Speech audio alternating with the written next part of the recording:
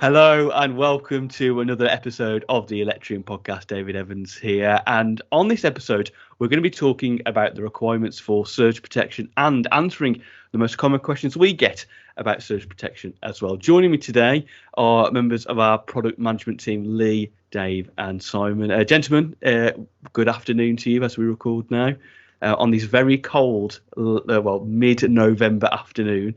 How are we all today in our different places of work? Oh, cold is probably the right way of putting it. It's a bit frosty out there today. I'm not too bad. I'm in my own home office and sitting by a radiator. I'm well, Dave. Thank you. Well, you never know. Depending on what time of the year people listen to this, it could be full summer and they could be thinking, what were you complaining about? Anyway, as I say, we're going to talk about surge protection today. The requirements, and we're going to be going over some of the most asked questions you send us in about surge protection. But let's go right back to the start. Let's go back to basics. And Lee, what is an electrical installation?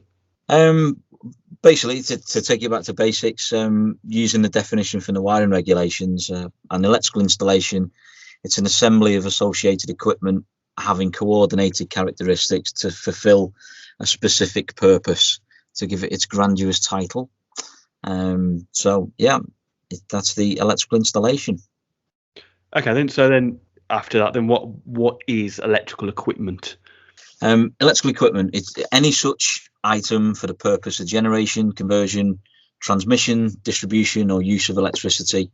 So you can look at, say, machines, transformers, apparatus, measuring equipment, protective devices, wiring systems, appliances, accessories, luminaires, the full gamut that you'd expect to find in an electrical installation. Now, obviously, we're not trying to kind of pander to the audience too much about this, but I felt that it was probably best to just go back to basics on what we're about to discuss. So kind of then turning that, what you've said, Lee, into what we're talking about today, what does that mean then in terms of SPDs and overvoltage protection?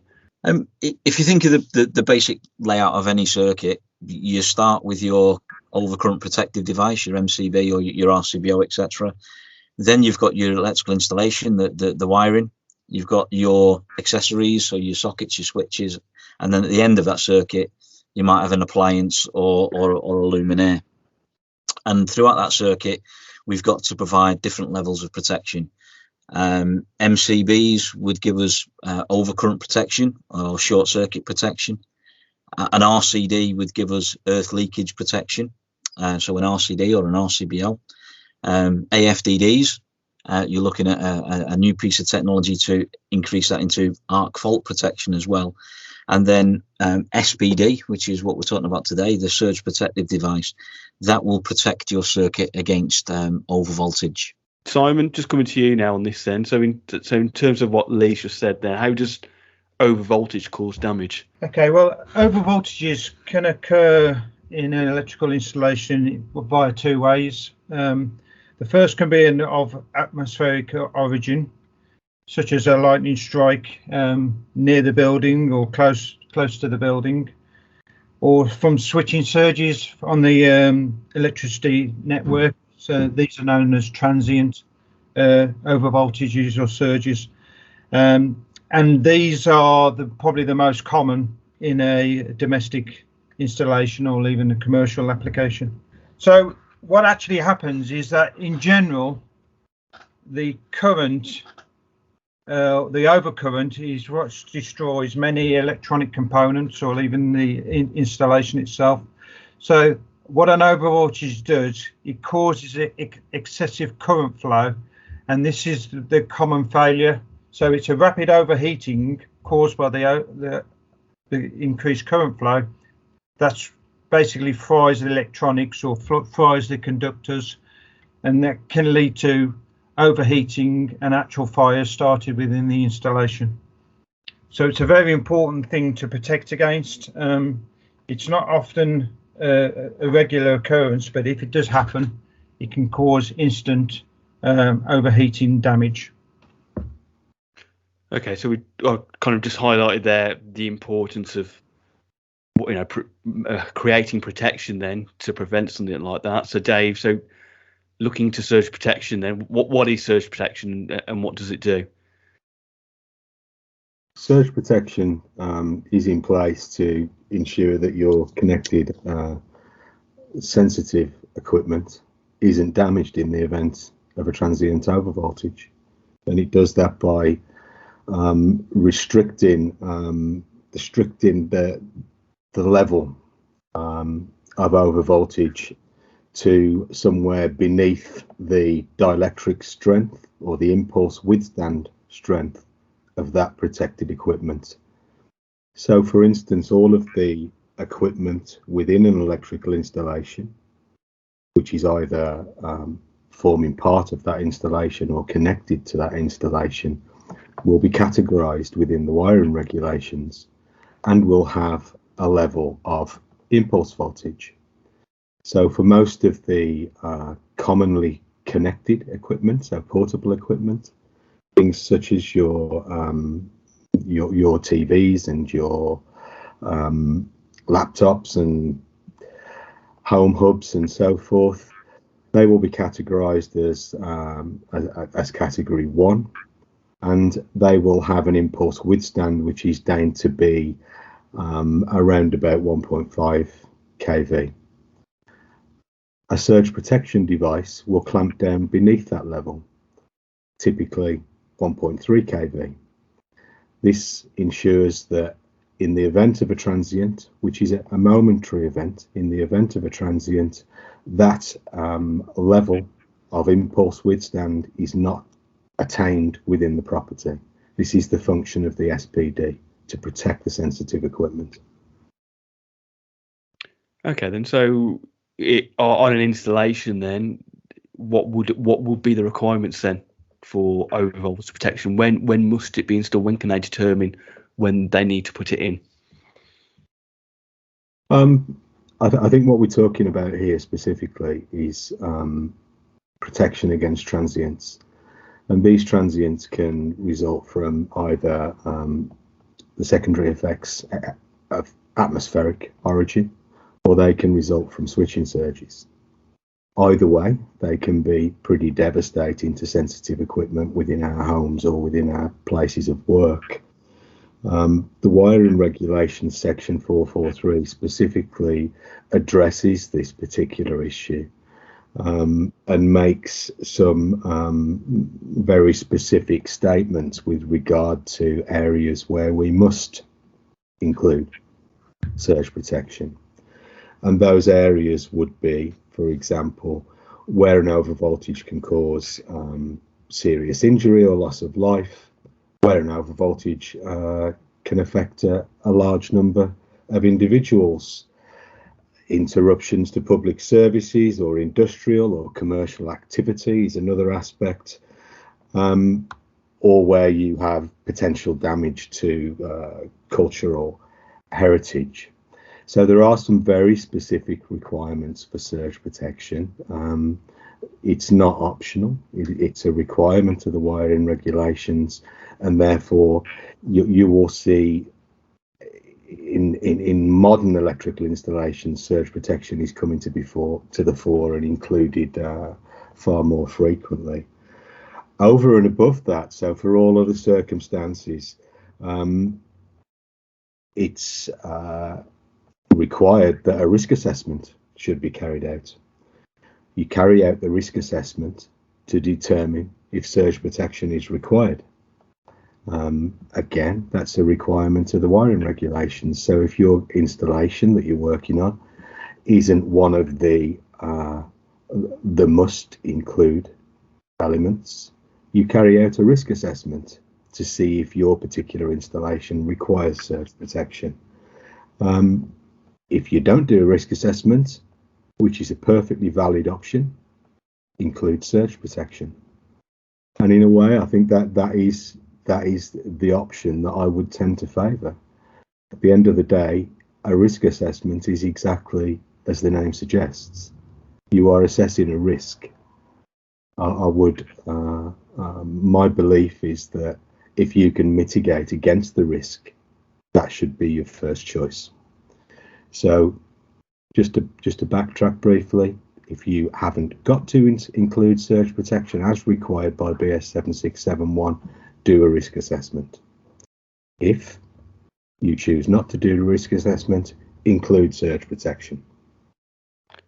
Okay, so obviously we've talked a bit more that the importance of fitting over voltage protection there, but Lee, look at what Dave's just said there. Would there actually ever be a situation where you wouldn't fit surge protection? Well, surge works slightly differently than overcurrent protection or earth leakage protection. I can't really think of an instance where fitting surge would cause any nuisance, any additional problems within the circuit. So it's better to have surge in there and not have a requirement than to not have surge. You're not actually losing anything by taking the surge protection out of your circuit. In terms of the wiring regulations, again, just to echo what Dave said there, that there is a part of the wiring regulations that says there's an option for single dwelling units where you may not need to fit surge protection, but it's a little bit of a trade-off between the cost of the installation and the practicalities of what you're actually getting, what the value of that surge is bringing. So if we look at the wiring regulations, there is an option there that you don't need to fit surge in single dwelling units. But again, it's really a trade-off about the cost of surge protection.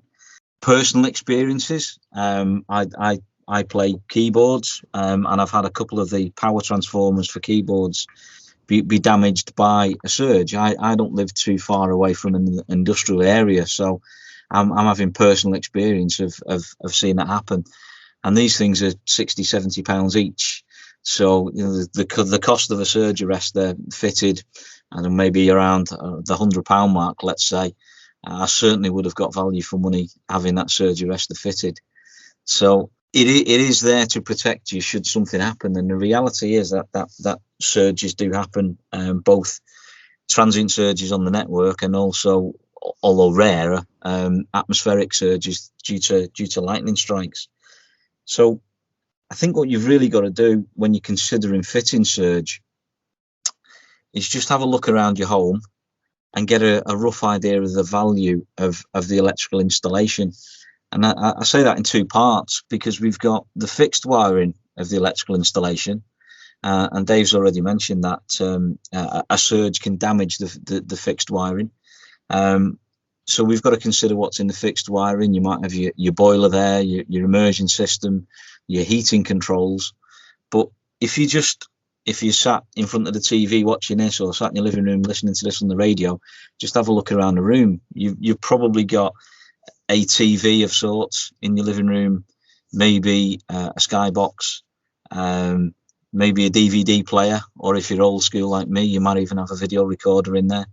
So if you just weighed up what you were looking at in front of your living room, there's probably the best side of £1,500 to £2,000 worth of equipment just in the living room alone.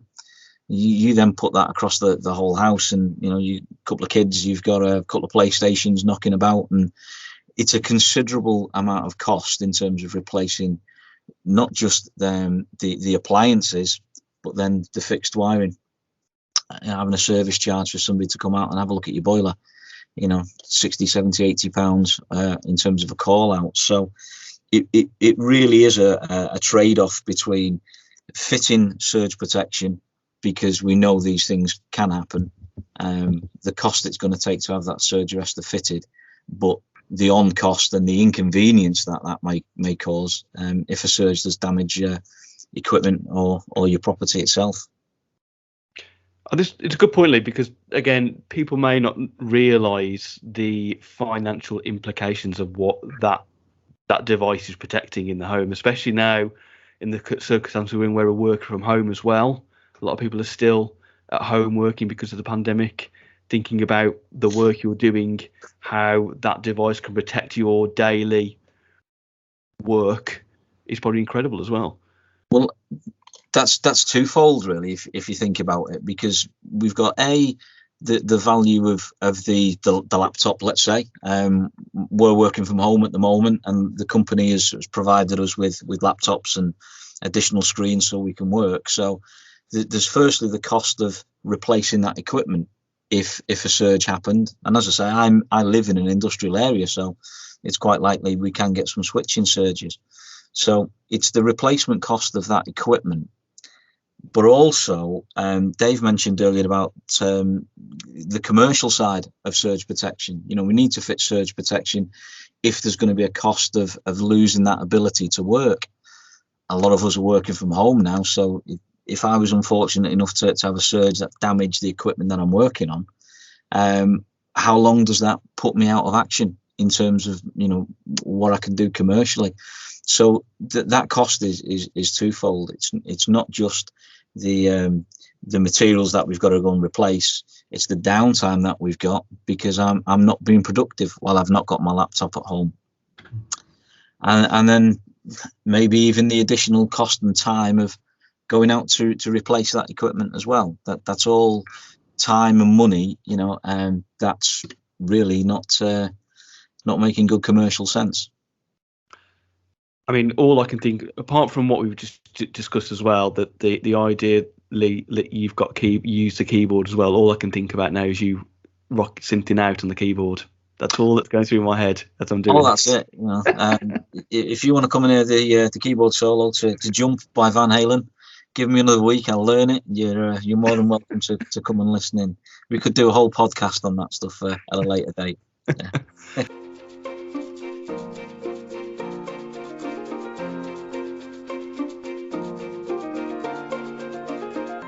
So we've gone through a lot here today about the requirements of surge protection and answering a lot of those questions that we regularly get in here at Electrium. But let's talk about the installation aspect of it now. Simon, how easy are SPDs to fit? Well, basically they're very easy. I mean, an SPD itself isn't a current carrying device, but all it needs is 3 inputs from the installation if it's a domestic premises, or the 5-wire inputs for a commercial. So you'll be protecting the line 1 or the live connection. You're protecting the neutral connection, and you're also protecting the earth. And then on a 3-phase application, obviously it's the 3 line connections. So basically a surge protection probably consists of a metal oxide varistor, which tends to protect the line and neutral, and a gas discharge tube, which is also protecting the neutral and the earth. So it's very simple 3-wire or 5-wire connections into the device. They're usually DIN rail mounted, and it's almost like an inert item that just sits there waiting for the overvoltage to happen onto the system. So one of the things we did developing that originally, when we launched the surge protection products, they were integral to the consumer unit, and we had to have a bespoke type consumer unit to fit the surge arresters in. So we came up with 2 different ways of supplying surge protection for domestic installs. We had an external unit which sat alongside the consumer unit, so that was completely separate to the consumer unit wiring, or we then developed a bespoke surge protection consumer unit. But things have moved on a little bit now in terms of the products, and we've now developed a retrospective surge arrestor which can go back into the majority of the Wilex and certainly Starbreaker consumer units, and for Starbreaker it's a plug-in unit, so you can actually retrospectively fit some of the new products that we've developed straight into your existing Wilex or Crabtree consumer units. So, as Simon's explained, relatively straightforward to fit, but even easier to fit now with the new developments that we've made. Okay, gents, I think we've covered a lot already in terms of surge protection, the requirements as well. Just before we wrap things up, is there anything else that anybody wants just to point out or mention in regards to surge protection or the installation or anything else like that?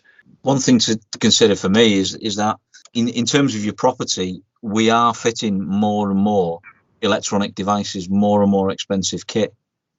And I mentioned earlier on about AFDDs. That in itself is a part of the electrical installation. So the more this installation is becoming expensive to fit, maybe the more the need is to actually fit surge protection to protect that installation. So it is becoming more and more apparent. I just wanted to pick up on something. I think all the contributors today have quite rightly mentioned the financial impact within any installation of transient overvoltage events. I think we also need to consider maybe value over and above actual pound notes loss. What I mean by that is I don't want to give the impression that this is a method by which we can protect purely high value installations. Surge protective devices are there to protect all installations. We all have our individual means and we all live in different homes. So whether we live in a 1-bedroom flat or whether we're a footballer living in a mansion, we all invest in equipment which we keep in our homes and we want to protect. Whether it's 5 laptops, 2 PCs and a couple of broadband routers, or whether it's 1 laptop and an iPad. These things have great value to us. We can all be wise after the event and say, I wish I'd have included surge protection. To my mind, the risk is significant now because of the type of equipment that we have in our property, and including surge protection to protect that equipment is valid in all cases. I think, as Lee touched on earlier on, so many of us are working from home now. I think we're all at home on this call now. I mentioned earlier one of the requirements of the regulations is to protect against impact upon commercial activity. We're all conducting commercial activity. Lots of us are doing that from home, whether it's sitting on the end of our dining room table or whether we are working out of a home office. We are conducting commercial activity, and an overvoltage within our property would certainly represent an interruption to our commercial activity. So again, that's another positive, another reason that we should all consider transient overvoltage protection. I think to echo that, Dave, one of the things we've maybe not touched on as much is, yes, we need to provide overcurrent protection, but one of the byproducts of the surge is potentially a fire. So we've kind of focused on the damage to the end appliance, if you like, or the luminaire, or the type of installation. But if, as a result of a surge, that caused a fire within an installation, then that expands to not just the appliances. It's the whole of the property, that's being put at risk from a surge. So it's a big consideration, I think, and it is becoming more and more the norm in terms of what we see as a typical consumer unit being sold. It's becoming a much more mainstream product. Okay, lovely. Thank you very much, gents, for your time this afternoon to go through that. I hope, if you're listening, I hope you found what we've talked about useful today. As I say, you can listen to our previous episodes on the Electrium podcast in our back catalogue. Just search for the Electrium podcast on your favourite podcast provider and you will find us there. Great muting there from Dave on the sneeze front. I know people can't see that one. Well, great tactic from Dave to put the mute on when he was about to sneeze. Thank you very much for listening. Thank you to you, gents, again for your time today to go through those. And for this episode, it's goodbye. We'll see you next time.